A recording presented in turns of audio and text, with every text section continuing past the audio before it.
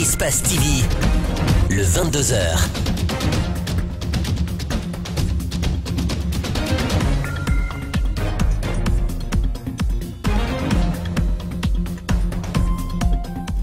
Bonsoir à tous, merci de nous rejoindre sur Espace TV et bienvenue aux 22h. Voici les titres de ce journal. Le ministre des Travaux publics poursuit sa tournée dans les chantiers de la capitale. En toile de fond, touché du doigt le niveau d'exécution des travaux, mais aussi la qualité des ouvrages. Quel bilan tiré de cette tournée? Reportage à suivre dans un instant. Vague de réactions au lendemain de l'adoption par le Parlement du nouveau Code civil qui instaure le régime de la monogamie en Guinée. Les avis sur ce nouveau code restent partagés. Qu'en pensent citoyens, députés, juristes et élus locaux? Vous suivrez leurs réactions croisées dans ce journal. Enfin, au Burkina Faso, 2 militaires français sont morts lors d'une intervention complexe pour libérer 4 otages dans le nord du pays. Les 2 officiers faisaient partie du prestigieux commando Hubert de la Marine nationale. Voilà pour le sommaire. Merci de nous rejoindre compte de cette grande édition de la soirée. Le ministère des Travaux publics poursuit sa visite de terrain dans les différents chantiers de la capitale.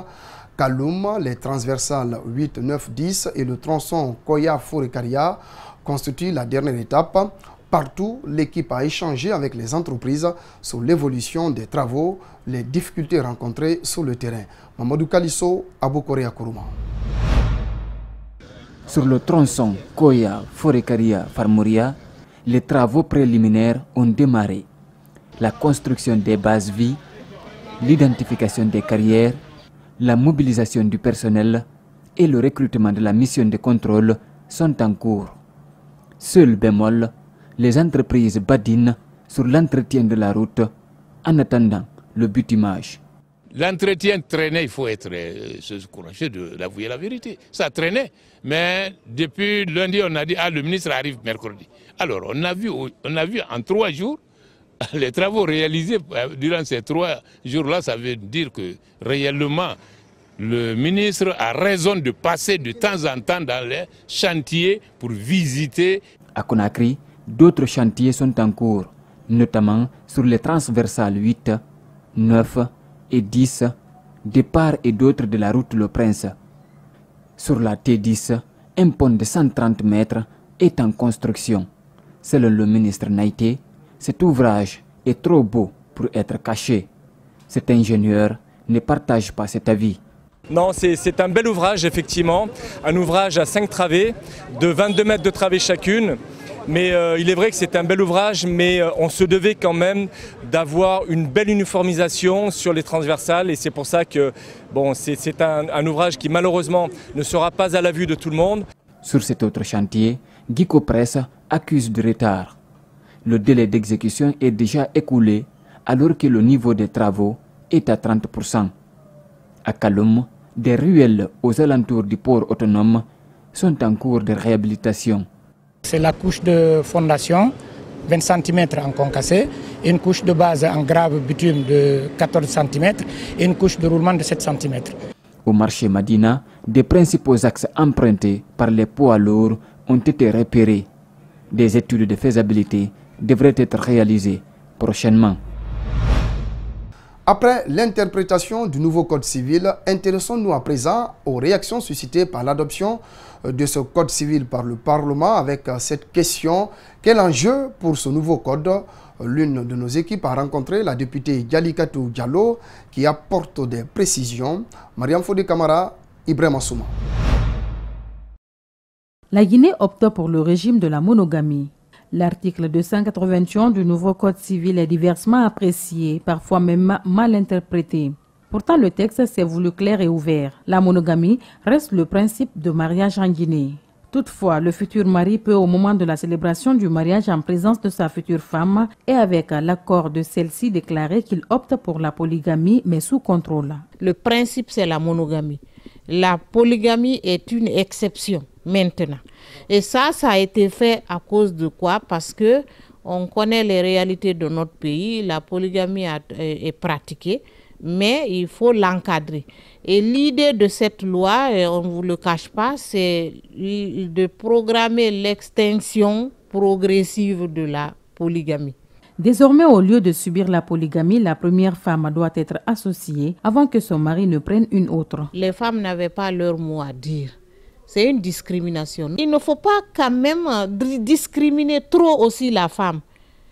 On ne peut pas légaliser le contraire de la polygamie, mais on peut encadrer cette polygamie en donnant beaucoup plus de marge de manœuvre à la femme qui est discriminée. La députée précise que tous les mariages célébrés avant la promulgation de cette loi ne sont nullement concernés. La loi n'est pas rétroactive. Tous les mariages célébrés avant la promulgation de cette loi restent en l'état.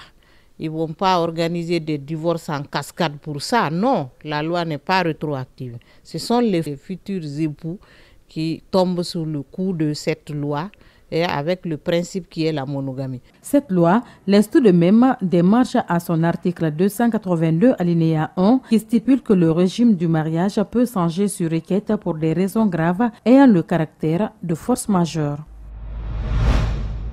Du côté des citoyens rencontrés dans les rues de la capitale, il faut dire que chacun fait son interprétation à sa manière.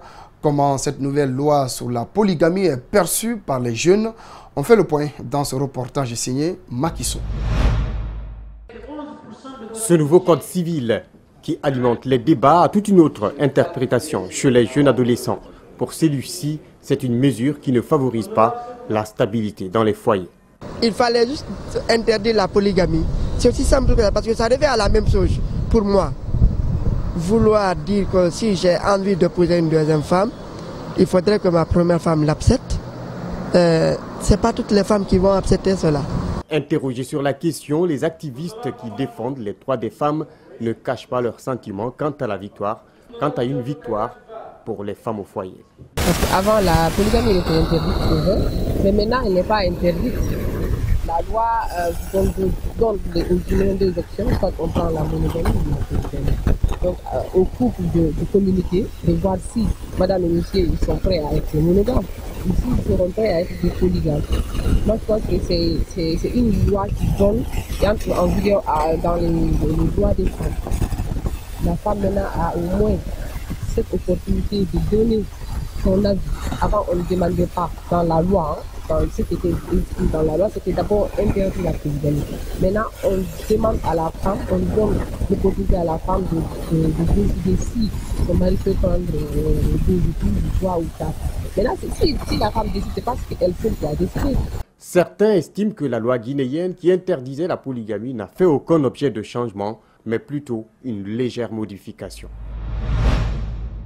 Restons toujours avec ce nouveau code civil en donnant cette fois-ci la parole à un élu local, en l'occurrence le maire de la commune de Matoto. Pour Mamadou Batos Kamara, le nouveau amendement a le mérite d'être flexible, a fait remarquer le maire de la commune de Matoto, Mamadou Sadio Baldé, Ibrahima Souri Kamara. Dans le code civil, le mariage est placé sous le régime de la monogamie en Guinée. Mais des exceptions devant contourner cette règle sont aussi prévues par la loi, explique le chef de service officier de l'état civil de Matoto. C'est l'article 315 qui dit que la polygamie est interdite. Mais il y a des portes de sortie. Le consentement de la première femme. Deuxièmement, quand la femme n'est pas féconde. Et que troisièmement, quand la femme même elle est malade, elle est à la maison, elle ne peut pas venir au secours, aux besoins de son mari. Et quand il y a réticence, le procureur peut se prononcer sur là-dessus. Le code amendé par l'Assemblée nationale n'est pas encore parvenu dans les différentes mairies. Mais à sa lecture, l'autorité de l'état civil souligne qu'il n'y a pas feu au lac. À la commune de Matoto, avant de célébrer un mariage, une publication est faite à l'intention du public. Extrait de naissance chacun, certificat de résidence chacun, visite prénuptiale du couple, parce que c'est ce que nous pousse souvent. Lorsque j'ai expliqué la loi pour dire que si la femme n'est pas féconde, la femme ne fait pas d'enfant, tout ça là, ça te permettra de connaître si la femme, quand vous deux êtes compatibles, vous pouvez vous marier à la base de la confiance. Cette publication permet d'éviter des polémiques et protège la mairie elle-même. C'est 48 heures, 72 heures, mais parfois on peut faire 3 jours. S'il n'y a pas d'opposition, l'officier peut célébrer le mariage. Quand vous célébrez le mariage, qu'on dit qu'il y a l'opposition, vous allez dire que la loi est là, le texte est clair, parce que vous avez fait la publication devant. Cette publication, c'est une porte de sortie pour l'officier. Et aussi s'ajoute à la liste des mouvements ou structures pour dire non à un troisième mandat d'Alpha Condé.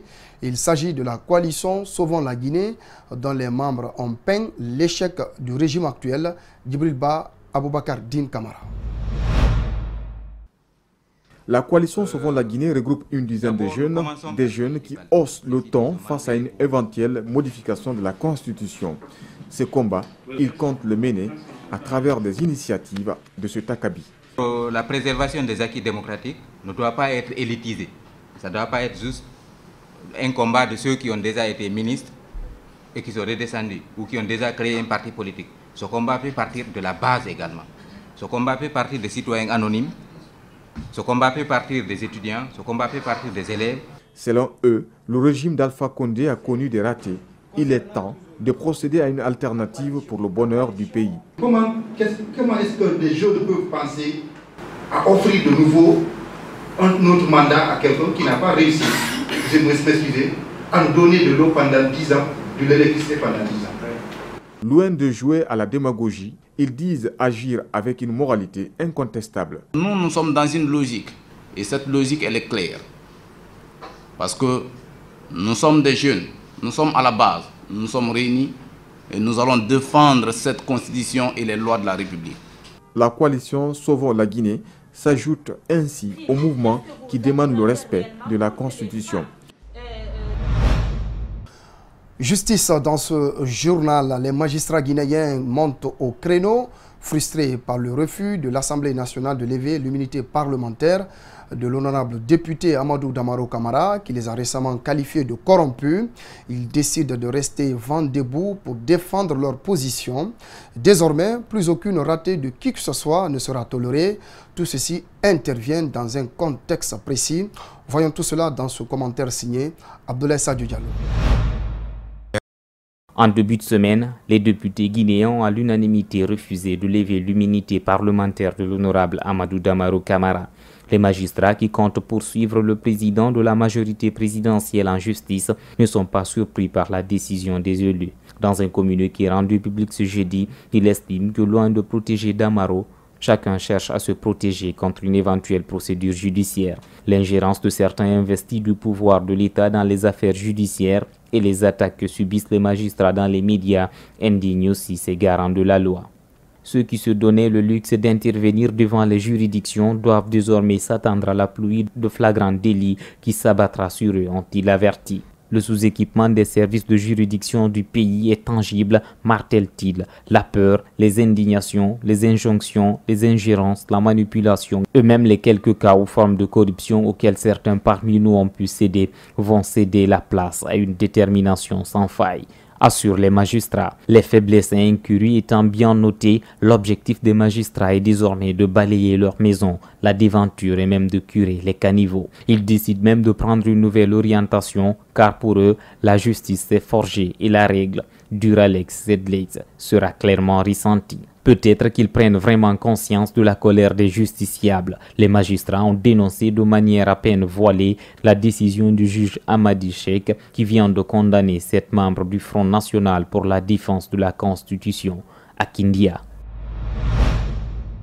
La direction de la Société Électricité de Guinée estime que le délestage enregistré dans la capitale s'explique par les vents violents enregistrés à Conakry et Kindia, qui aurait perturbé le réseau de distribution du courant. Concernant les quartiers qui sont restés dans l'obscurité durant 2-3 jours ou plus, une source proche des DG indique que cela est dû à une panne de transformateur. Cependant, toutes les dispositions sont en train d'être prises pour rétablir les différentes pannes. Alseni Bari, Abdoulaye Kamara. Bonfi, puis Koloma en ébullition, suite au manque d'électricité. À cela s'ajoutent d'autres quartiers qui baignent dans l'obscurité.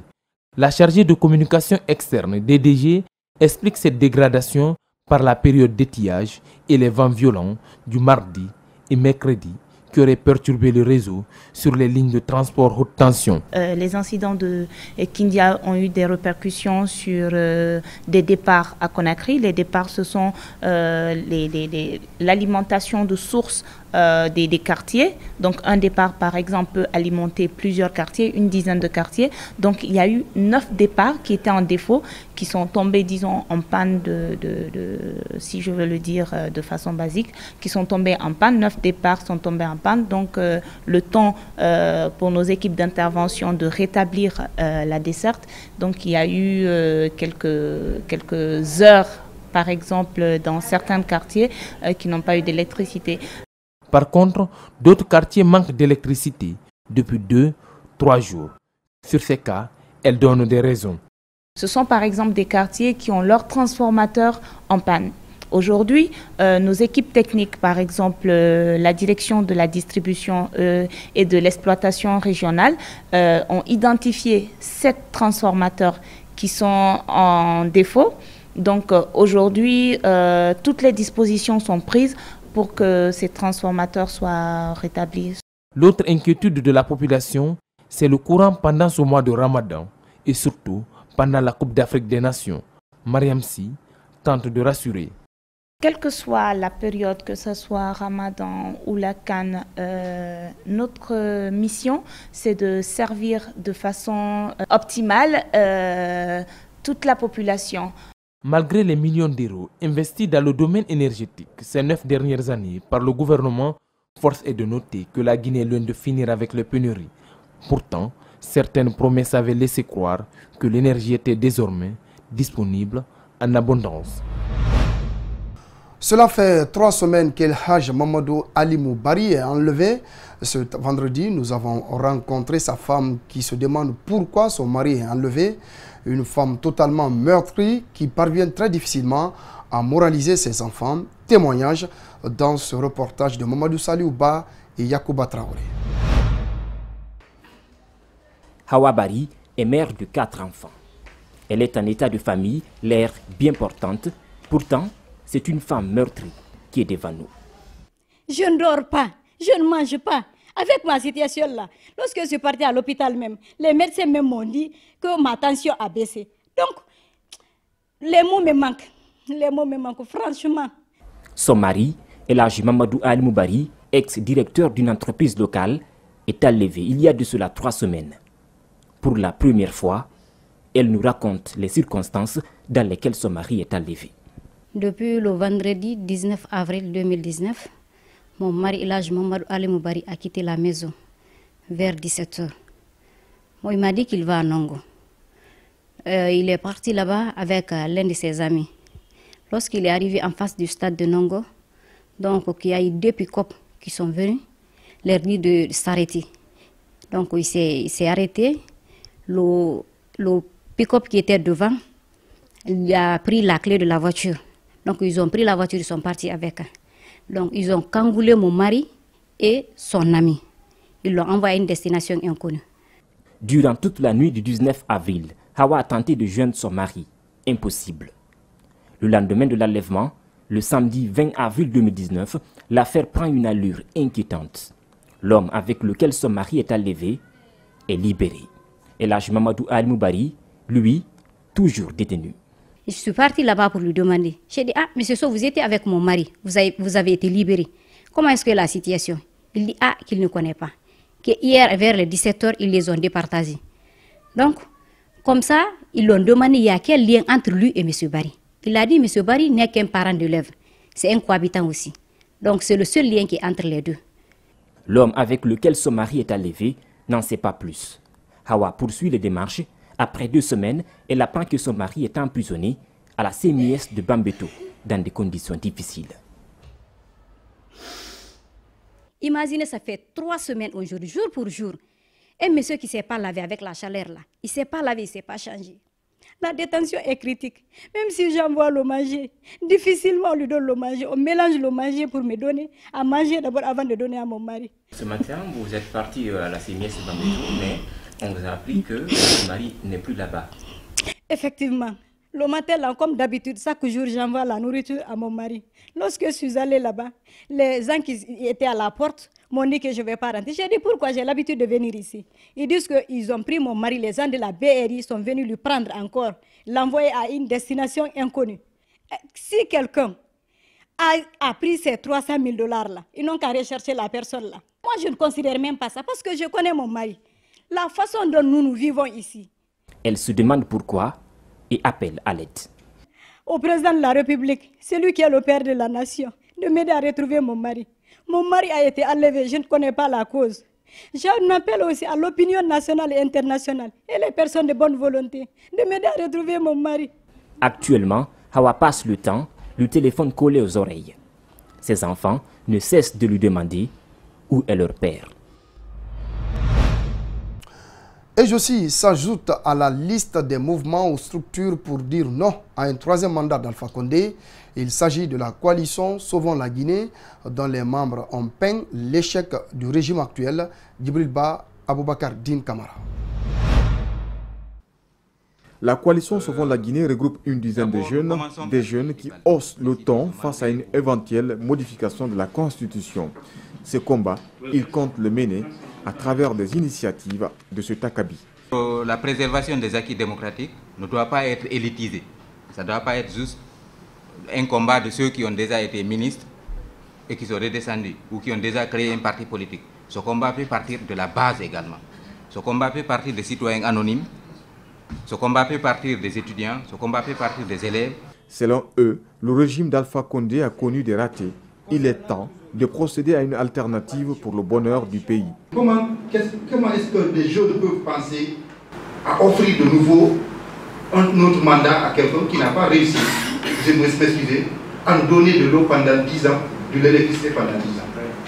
Loin de jouer à la démagogie, ils disent agir avec une moralité incontestable. Nous sommes dans une logique, et cette logique, elle est claire. Parce que nous sommes des jeunes, nous sommes à la base, nous sommes réunis et nous allons défendre cette constitution et les lois de la République. La coalition Sauvons la Guinée s'ajoute ainsi au mouvement qui demande le respect de la Constitution. Justice dans ce journal, les magistrats guinéens montent au créneau, frustrés par le refus de l'Assemblée nationale de lever l'immunité parlementaire de l'honorable député Amadou Damaro Camara, qui les a récemment qualifiés de corrompus.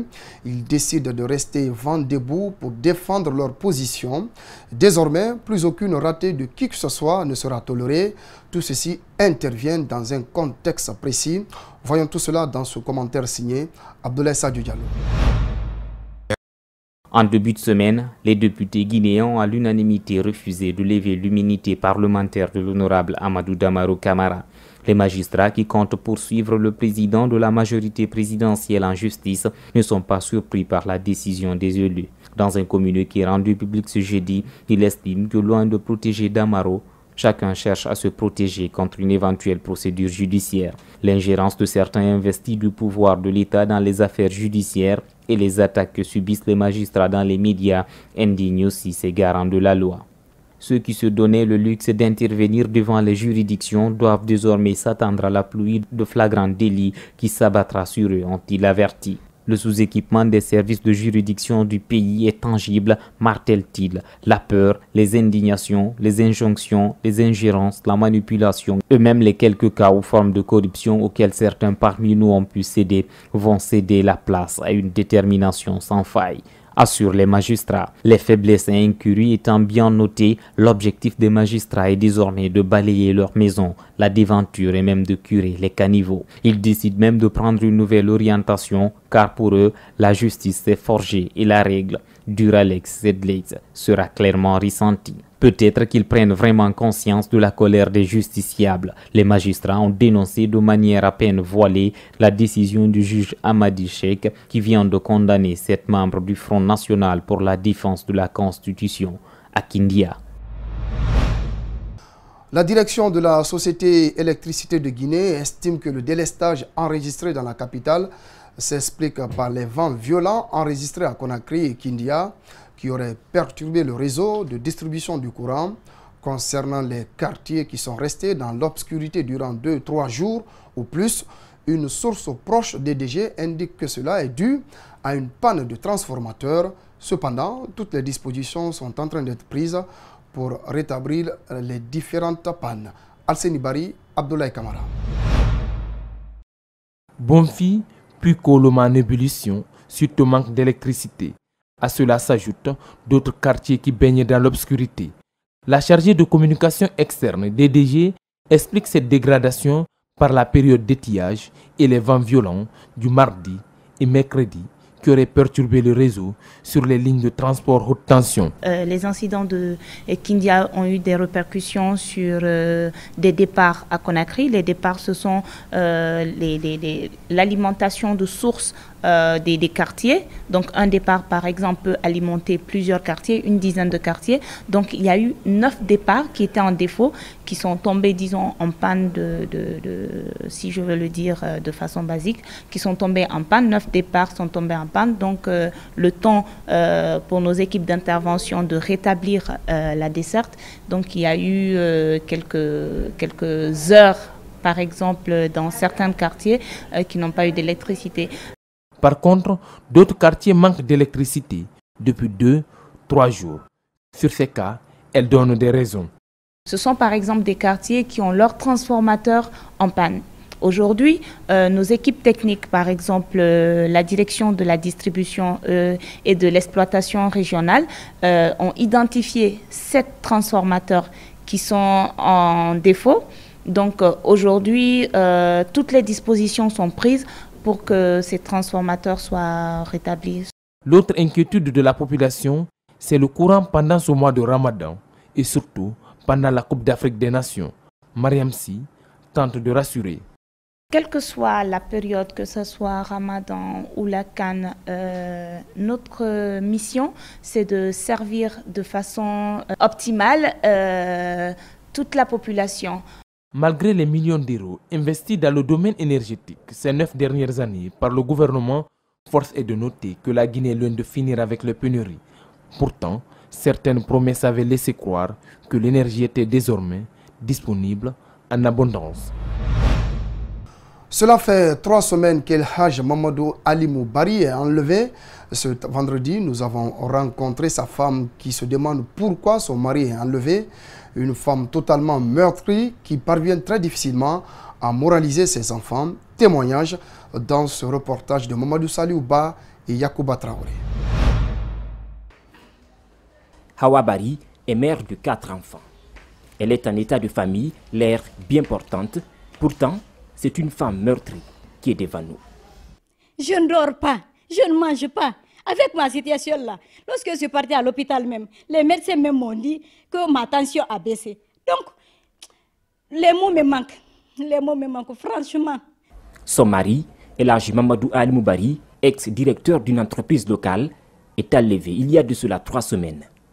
Pour la première fois, elle nous raconte les circonstances dans lesquelles son mari est enlevé. Depuis le vendredi 19 avril 2019, mon mari El Haj Mamadou Alimou Bari a quitté la maison vers 17h. Bon, il m'a dit qu'il va à Nongo. Il est parti là-bas avec l'un de ses amis. Lorsqu'il est arrivé en face du stade de Nongo, donc il y a eu 2 pick-up qui sont venus, leur dit de s'arrêter. Donc il s'est arrêté. Le pick-up qui était devant, il a pris la clé de la voiture. Donc ils ont pris la voiture, ils sont partis avec. Donc ils ont cangoulé mon mari et son ami. Ils l'ont envoyé à une destination inconnue. Durant toute la nuit du 19 avril, Hawa a tenté de joindre son mari. Impossible. Le lendemain de l'enlèvement, le samedi 20 avril 2019, l'affaire prend une allure inquiétante. L'homme avec lequel son mari est enlevé est libéré. El Haj Mamadou Alimou Bari, lui, toujours détenu. Je suis partie là-bas pour lui demander. J'ai dit, monsieur So, vous étiez avec mon mari, vous avez été libéré. Comment est-ce que la situation? Il dit, qu'il ne connaît pas. Que hier, vers les 17h, ils les ont départagés. Donc, comme ça, ils l'ont demandé, il y a quel lien entre lui et monsieur Bari? Il a dit, monsieur Bari n'est qu'un parent de l'œuvre. C'est un cohabitant aussi. Donc, c'est le seul lien qui est entre les deux. L'homme avec lequel son mari est enlevé n'en sait pas plus. Hawa poursuit les démarches. Après 2 semaines, elle apprend que son mari est emprisonné à la CMIS de Bambeto dans des conditions difficiles. Imaginez, ça fait 3 semaines aujourd'hui, jour pour jour. Un monsieur qui ne s'est pas lavé avec la chaleur là, il ne s'est pas lavé, il ne s'est pas changé. La détention est critique. Même si j'envoie le manger, difficilement on lui donne le manger. On mélange le manger pour me donner à manger d'abord avant de donner à mon mari. Ce matin, vous êtes parti à la CMS Bambéjou, mais on vous a appris que votre mari n'est plus là-bas. Effectivement. Le matin, là, comme d'habitude, chaque jour, j'envoie la nourriture à mon mari. Lorsque je suis allée là-bas, les gens qui étaient à la porte m'ont dit que je ne vais pas rentrer. J'ai dit pourquoi j'ai l'habitude de venir ici. Ils disent qu'ils ont pris mon mari, les gens de la BRI sont venus lui prendre encore, l'envoyer à une destination inconnue. Si quelqu'un a pris ces 300 000 $ là, ils n'ont qu'à rechercher la personne là. Moi, je ne considère même pas ça parce que je connais mon mari. La façon dont nous vivons ici. Elle se demande pourquoi et appelle à l'aide. Au président de la République, celui qui est le père de la nation, de m'aider à retrouver mon mari. Mon mari a été enlevé, je ne connais pas la cause. J'en appelle aussi à l'opinion nationale et internationale et les personnes de bonne volonté de m'aider à retrouver mon mari. Actuellement, Hawa passe le temps, le téléphone collé aux oreilles. Ses enfants ne cessent de lui demander où est leur père. Les faits se sont déroulés en 2011. Un jeune subit la torture à l'escadron mobile de Matoto, une double fracture au bras gauche et des brûlures au dos. C'est du moins les séquelles visibles des exactions subies par le jeune Alseni Camara torturé. Après plusieurs années depuis ce comportement indélicat des agents de la gendarmerie, l'état de santé ne s'est toujours pas amélioré. Ce vendredi, nos reporters Abdourahman Ba et Lamine Silla sont allés à la rencontre de ce jeune. Suivez leur reportage. Il paraît tout à fait serein, mais dès qu'il parle de l'atrocité qu'il a subie à l'escadron mobile de Matoto, Alseni Camara fond à larmes. Allez, vous avez le temps.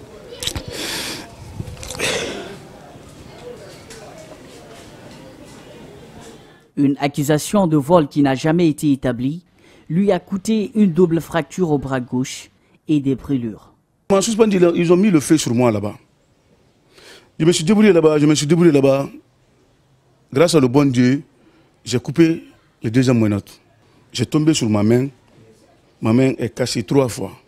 À vue d'œil, il a l'air d'être en bonne santé, mais depuis qu'il a subi ces tortures, son état de santé ne fait que se dégrader. La famille a engagé des poursuites contre l'État guinéen devant la cour de la CEDEAO et l'État guinéen est condamné au paiement d'une somme de 900 millions de francs guinéens comme dommages et intérêts. Le montant n'est toujours pas payé, mais l'on se pose une question. Qu'en est-il des auteurs de ces exactions? Les gens qui m'ont fait ça aussi sont subordonnés là. Il y a certains qui me disent « Ah, c'est l'ordre, c'est pas nous ». J'ai compris que c'est l'ordre. Mais c'est Capitaine Konaté qui m'a fait ça.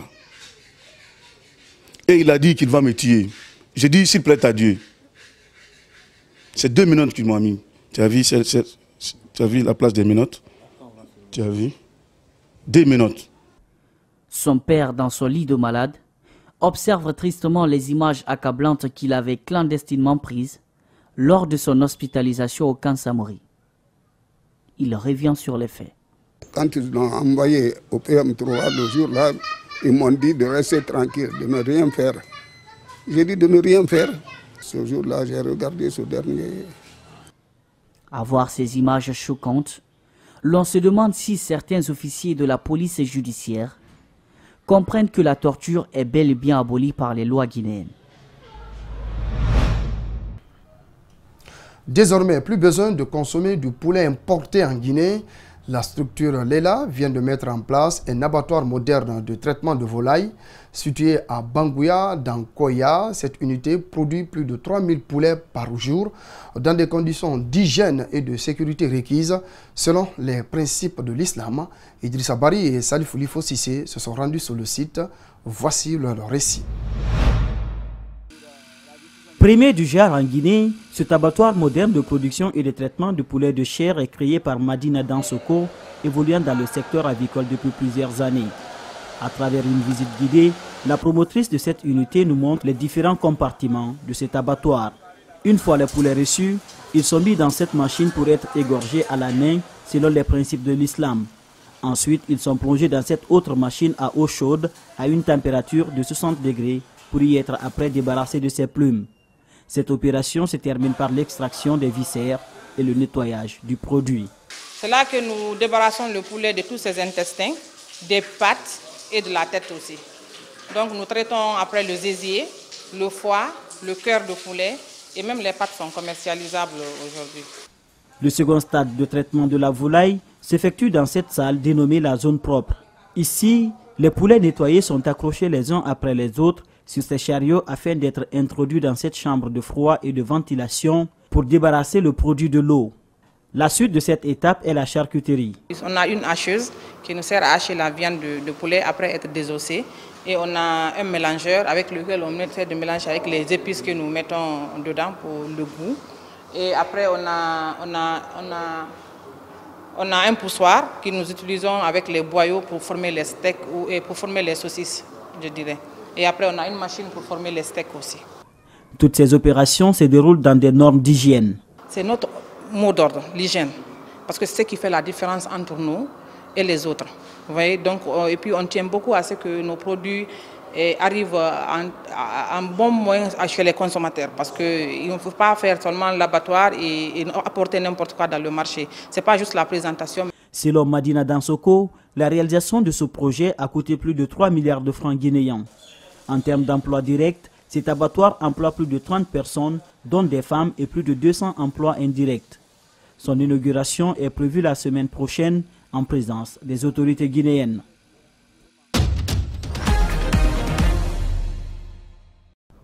Voilà donc ce qui concentrait l'actualité nationale. À présent, on passe à l'actualité africaine.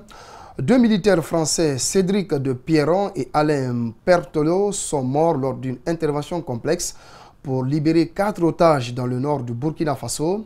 Les 2 officiers faisaient partie du prestigieux commando Hubert de la Marine nationale. Les otages libérés sont 2 Français qui avaient été enlevés au Bénin le 1er mai, ainsi qu'une Mexicaine et une Sud-Coréenne. Le ministre des Affaires étrangères français Jean-Yves Le Drian se dit soulagé de la libération des 2 otages français et salue la mémoire des 2 militaires français tués lors de l'opération. On l'écoute. C'est à la fois une réaction de soulagement, parce que 2 de nos compatriotes ont retrouvé leur liberté, mais c'est aussi une grande tristesse, parce que 2 soldats des forces spéciales ont payé de leur vie l'action qu'ils ont menée avec leurs camarades pour libérer ces otages. Je salue leur courage, leur abnégation, je salue respectueusement leur famille. Je salue aussi la famille du chauffeur béninois qui a trouvé la mort dans des conditions atroces. C'était le journal de la rédaction. Merci de votre aimable attention. Ce journal est à revoir sur notre site espacetvguinée.info. Je vous retrouve demain pour d'autres infos. Bonne soirée à tous.